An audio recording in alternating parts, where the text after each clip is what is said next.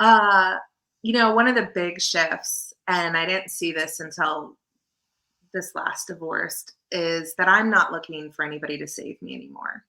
I'm not looking for the piece to make me better. I'm not looking for someone to complete me.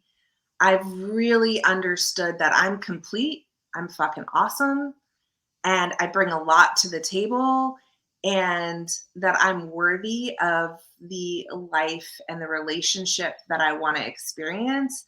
And I'm not going to waste my time trying to prove how amazing I am to someone else and that they should want to pick me, because I need to, for myself, be able to say, does this person fit what I'm looking for? And that it's this not like, will they accept me and love me? It's like, how do I feel in this person's presence? It's tuning in more to my own discernment and my feelings and my emotions, and paying attention to, what am I feeling? How do I feel in their presence? Am I good with this? Not are they good with me, but am I good with this?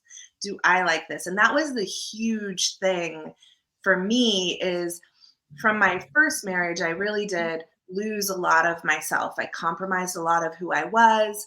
I was trying to do things to please him, to make him happy, and none of it worked. And it left me rejecting more and more pieces of myself, till one day I walked into a work party for me, and I'm like, who the hell is this for? Because it wasn't for me. It was for the girl that was trying to make her husband happy. And I just felt this guttural like drop. And I was like, Wow. nobody knows me because I'm not showing up, and I don't even know who I am. Yeah. So, like, after that, I was like, I'm not ever going to do that again. I'm going to totally, be myself, and I'm not going to compromise. But unless you do your work, unless you kind of like become aware of your patterns and what happens when you become insecure with yourself, you don't necessarily make the same choices, and yet you do.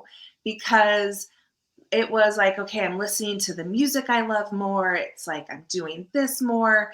But as soon as I met my second husband, there were a lot of other subtle ways that I was like, oh, you like that? I like that too. And it wasn't until later that I realized it wasn't that I liked it. It's that I liked being with him, seeing joy with him. And so that's what I liked. But it wasn't, so then it was this whole concept of me not showing up. So then looking like I'm lying about who I am, and unintentionally doing that, even though I wasn't. I just still was so craving to be accepted and loved, that I wasn't bringing what I wanted to share with somebody to the table, because I wasn't allowing myself to like sit in that space. And so, fast forward, divorce, dating again, and I've really started showing up and talking about, what do I like to do? What brings me joy?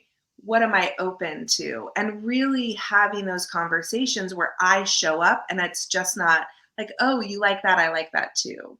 It's like, Yeah. oh, okay. And so it's that piece of really owning who I am, and sitting in that, and then using what I want, what I'm looking for, and kind of assessing them for me versus, am I good enough for them? Brilliant.